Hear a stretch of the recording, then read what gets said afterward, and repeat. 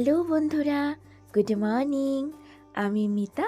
আমার এই ছোট্ট পরিবারে তোমাদের সবাইকে স্বাগত জানাই। আজ হচ্ছে বৃহস্পতিবার আর এখন বাজে সকাল 6টা মতন। আজকের ব্লগটা আমি এখান থেকে শুরু করছি তোমাদের সবাইকে সাথে নিয়ে। আশা করছি আজকের ব্লগটা তোমাদের অনেক বেশি ভালো লাগবে। বেশ কিছুদিন ধরে খুব কিন্তু বৃষ্টি হচ্ছে, সেই কারণের জন্যই বৃষ্টিটা কিন্তু এখন আর বেশি ভালো লাগছে না। সব কিছুর ক্ষেত্রেই দেখবে বেশি পরিমাণে কিছু হলে তখন আর ভালো লাগে না। ওই যে যখন গরম পড়ছিল সেই গরমটাও কিন্তু আমাদের অসহ্য হয়ে উঠেছিল, আর ভালোই লাগছিল না। তারপরে এই যে বৃষ্টি শুরু হলো, এখন কিন্তু ঠান্ডা ঠান্ডা ওয়েদারটা রয়েছে, তবুও কিন্তু এখন এই বৃষ্টিটা আর ভালোই লাগছে না। মানে ওই যে বলে না, খুব বেশি দিন কোনো জিনিসই ভালো লাগে না। তো যাই হোক, আমাদের হাতে তো এইগুলো নেই। এই গরম বলো, বৃষ্টি বলো, শীত বলো, এগুলো তো আমাদের হাতে নেই, এগুলো তো প্রকৃতির হাতে। তো যখন ওদের যেটা ইচ্ছা তখন সেটাই হবে, আমরা কিছুই করতে পারবো না। ইচ্ছা করলেই আমরা এই বৃষ্টিটা থামাতে পারবো না, আবার ইচ্ছা করলেই কিন্তু এই বৃষ্টিটা নামাতে পারবো না। তবে একটা দিক ভালো হয়েছে কি, গরমটা আর নেই, বেশ ঠান্ডা ঠান্ডা ওয়েদার রয়েছে, এতে করে কিন্তু একটু ভালো লাগছে। কিন্তু ওই যে বাইরের উঠোনে কিন্তু খুব কাদা হয়ে রয়েছে, আর একটা স্যাঁতসেঁতে পরিবেশ সৃষ্টি হয়েছে, এটা একটু খারাপ লাগছে। আর এই যে বৃষ্টি বৃষ্টি ঠান্ডা ঠান্ডা ওয়েদারে কিন্তু ঘুমাতেই বেশি ইচ্ছা করে, জানো তো। মনে হয় কি অনেকটা টাইম ঘুমিয়ে থাকি, কিন্তু সেটা করলে তো আর হবে না, আমাদের তো ঘুম থেকে উঠতেই হবে, আর কাজগুলো কমপ্লিট করে নিতে হবে। আর এই তো সকালে উঠেই কিন্তু কাজে লেগে পড়েছি। প্রথমে আমার ঘর বারান্দা এইগুলোই কিন্তু আজকে ঝাড় দিয়ে নিলাম, কেন কি আজকে কিন্তু উঠোন ঝাড় দেওয়ার কোনো ঝামেলা নেই, সেই জন্য ঘরটাকে আগে ঝাড় দিয়ে তারপরে অন্য অন্য কাজগুলো শুরু করলাম। আর ওইদিকে চেয়ারগুলো একটু ধুলো ধুলো নোংরা হয়েছিল, সেগুলোকেই মুছে নিলাম। তারপরে সোজা চলে এসেছি কলপাড়ে। কলপাড়ে এসে বাসনপত্রগুলো মেজে ঘরে রেখে এসে আর এই যে জামা কাপড়গুলো এখন কেচে দেব। আর কি বলো তো, এই বৃষ্টিতে কিন্তু অনেকটা কাজ কমে গেছে, মানে ওই যে বাইরের কাজগুলো করতে হচ্ছে না, সেই জন্যই জানো, ওই জন্য সকালের কাজগুলো কিন্তু আমার খুব তাড়াতাড়ি হয়ে যাচ্ছে, সকালে একটু কমই কাজ থাকছে। ওই ঘরটা ঝাড় দিয়ে বাসন মাজা আর এই যে জামা কাপড়গুলো কেচে দেওয়া। তবে এই বৃষ্টির মধ্যে কিন্তু রোজ জামা কাপড় আমাকে কাচতেই হচ্ছে, কেন কি ওই যে নোংরা হচ্ছে ওগুলো আমার জমিয়ে রাখতে একদমই ভালো লাগে না। এই যে কেচে দেবো, তো যাই হোক ফাঁকে ফাঁকে একটু একটু করে রোদে দিয়ে কিন্তু আমি এগুলোকে শুকিয়েই নেব। কিন্তু এই যদি বৃষ্টির ভয়ে জমা করে রাখতাম তাহলে কিন্তু অনেক জামা কাপড় হয়ে যেত, আর সেগুলো কাচতে গেলে আমার কিন্তু খাটনিও অনেকটা হতো।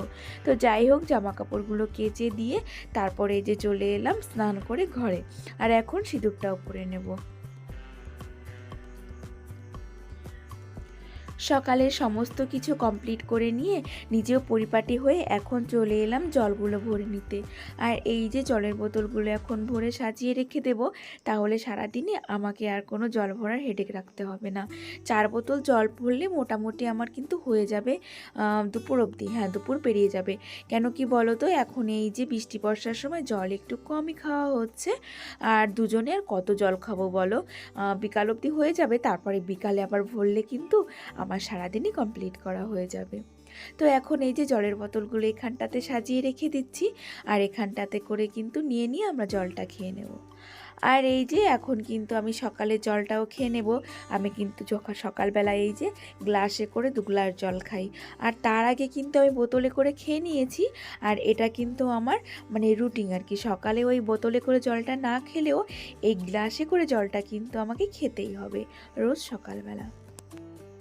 আর জল খাওয়ার আগে কিন্তু চাটা আমি বসিয়ে দিয়েছিলাম, আর জল খেতে খেতে আমার কিন্তু এদিকে চাটাও কমপ্লিট হয়ে গেছে। তো এখন চাও খেয়ে নেব। আর চায়ের সঙ্গে না আজকে কটা মুড়ি খাবো, আজকে আর বিস্কুট খাচ্ছি না, তাই এই যে চায়ের সঙ্গে কটা মুড়ি নিয়ে নিলাম। এখন চা মুড়ি বসে বসে খেয়ে নেওয়া যাক। আর এই যে চা খেয়ে কিন্তু বাসন কটাও মেজে নিয়ে এসেছি, আর এগুলোকেই কিন্তু এখন একটু সাজিয়ে রেখে দেব। সমস্ত কিছু একটু সাজিয়ে গুছিয়ে রাখলে কিন্তু দেখতেও ভালো লাগে। আর তোমরা কিন্তু অনেকেই আমাকে কমেন্ট করে বলো আমার রান্নাঘরটা নাকি তোমাদের অনেক ভালো লাগে। সেক্ষেত্রে এই কথাগুলো শুনে কিন্তু আমারও খুব ভালো লাগে, কেন কি প্রশংসা শুনতে কিন্তু সবারই ভালো লাগে। যেহেতু রান্নাঘরটা আমি সাজিয়ে রাখি নিজের হাতে, সেহেতু তোমরা যখন আমাকে এই কথাটা বলো সেহেতু কিন্তু কিন্তু অনেকটা ভালো লাগে। আর সকাল সকালে এই যে বড়মশাই একটু বাজার করে নিয়ে এসেছিল, আর সেগুলোকেই কিন্তু একটু গুছিয়ে নিচ্ছি। আর ওরে বাপরে বাপ, এখন তো মনে হচ্ছে সবজি খাওয়া বন্ধই করে দিতে হবে। এত পরিমাণে সবজির দাম হয়েছে, কি করে যে সবজি কিনে খাবো সেটাই ভাবছি। সত্যি কথা বলতে অনেকে আলোচনা করছে সবজি খাওয়া বন্ধ করে দিয়ে এখন শুধু জল ভাত খাবো নুন দিয়ে, তাহলেই সব থেকে ভালো হবে। সত্যি কথায় এত তাড়াতাড়ি যে এরকম করে সবজির দাম বেড়ে যাবে ভাবাই যায়নি। আর সবসময় কিন্তু আমরা সবজিটাই বেশি খাই অন্য খাবারের থেকে, তো সবজিটারই এখন অনেকটা দাম বেড়ে গেছে। কি করব কি জানি। তো যাই হোক, এদিকে কিন্তু মাম্মামের ভাতটা বেড়ে নিচ্ছি, আর ওদিক থেকে আমাদের কিন্তু খাওয়া হয়ে গেছে। মাম্মাম যেহেতু একটু ঘুম থেকে বেলা করেই ওঠে, ওই জন্য মাম্মাম কিন্তু একটু বেলা করেই খায়। আর এই যে মাম্মামের জন্য কিন্তু আমি আলাদা করে ভাত রান্না করে দিয়েছি। মাম্মাম যেহেতু খিচুড়ি খায় না, সেহেতু একটু ডাল দিয়ে আর কটা চাল দিয়ে মাম্মামকে রান্না করে দিয়েছি ভাত। আর আলু সিদ্ধ দিয়ে দিয়েছিলাম, আর আলু সিদ্ধের সঙ্গে বাটার মাখিয়ে এখন মাম্মামকে খাইয়ে দেবো। আর ওইদিকে দেখো মাম্মামকে একটু বাটার দিয়ে দিলাম। এই যে বাটার আমি বের করলেই মাম্মাম কিন্তু শুধু শুধু বাটার খাবে, ওকে দিতেই হবে। আর এই যে একটা ডিম সিদ্ধ দিয়ে এখন সকাল সকাল মাম্মামকে একটু খাইয়ে দিই। মামামকে খাইয়ে দিয়ে এখন সোজা চলে এসেছি আমার ঘরটাকে একটু গুছিয়ে নিতে। আর ওদিক থেকে কিন্তু আমি সবজিগুলো কেটে রেখে এসেছি, মানে দুপুরে যে রান্না করব সেই সবজিগুলো কিন্তু কেটে গুছিয়ে রেখে এসেছি। শুভ্রজ্যোতি দিদিভাই, তুমি আমাকে কমেন্ট করেছিলে যে তোমাদের মধ্যে নাকি মা বাবা মারা গেলে একাদশী পালন করতে হয় 1 বছর।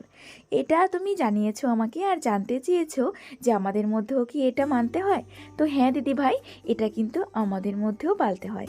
তবে কি বলো তো, ব্রাহ্মণ আমাদেরকে বলেছে যে তোমাদের সমস্ত একাদশীগুলো পালতে হবে না, যেটা যেটা মেন একাদশী সেটাই তোমরা পালবে। তো সেরকমই আমরা করব। দেখা যাক সামনে কোনটা মেন একাদশী বাঁধে, সেটা কিন্তু আমরা নিশ্চয়ই পালন করব। যবে থেকে এই বৃষ্টিটা শুরু হয়েছে তবে থেকে কিন্তু ঘরবাড়িগুলো একটু কম নোংরা হচ্ছে, মানে ধুলোবালি কিন্তু একটু কম পড়ছে। আর তাতে করে কিন্তু একটু ভালোই হচ্ছে, মানে ওই যে রাস্তার যে ধুলোগুলো বৃষ্টিতে সেগুলো তো একদমই মরে যাচ্ছে, আর সেহেতু ঘরেও ধুলোগুলো কিন্তু কম হচ্ছে।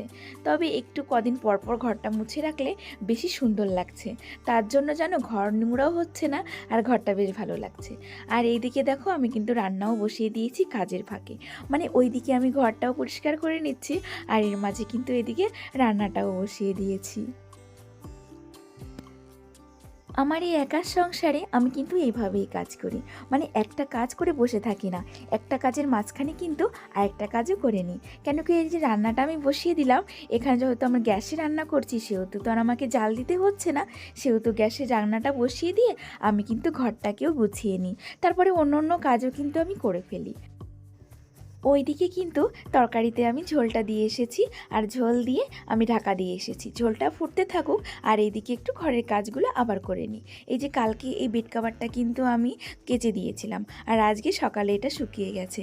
তো তারপর এটাকে এই যে ভাঁজ করে নিয়েছি, আর ভাঁজ করে জায়গার জিনিসটা কিন্তু আমি এখন এই যে জায়গায় রেখে দিলাম।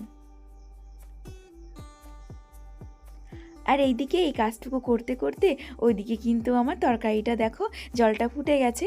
আর কালকের এই যে কয়েক পিস মাছ রেখে দিয়েছিলাম, এটা দিয়ে কিন্তু তরকারিটা রান্না করেছি। আজকে রান্না করেছি বিচে কলার তরকারি, এটা কিন্তু বিচে কলার তরকারি। আর এইদিকে একটু পেঁয়াজ ভাজা করে নিচ্ছি, দেখো কতটা পরিমাণে পেঁয়াজ ভাজা করছি।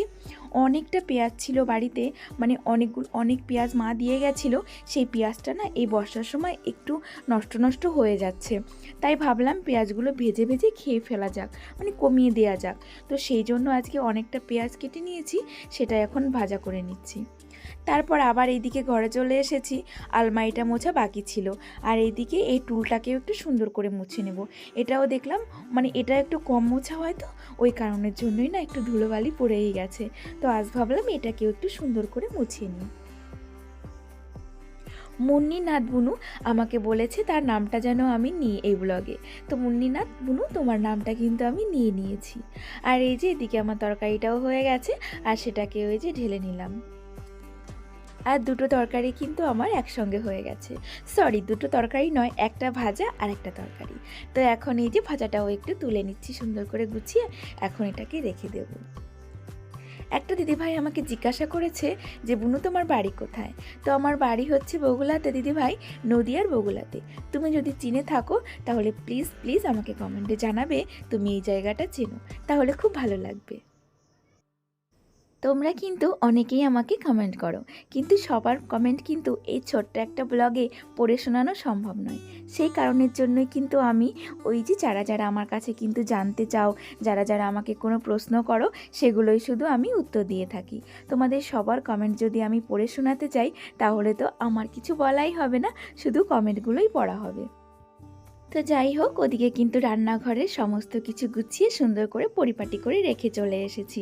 আর এখন এই যে শুধু আমার এই ঘরটাকে ঝাড় দিলেই কিন্তু আমার কাজ কমপ্লিট হয়ে যাবে। তারপরে হাত মুখ ধুয়ে কিন্তু আমরা খাবারটা খেয়ে নেব।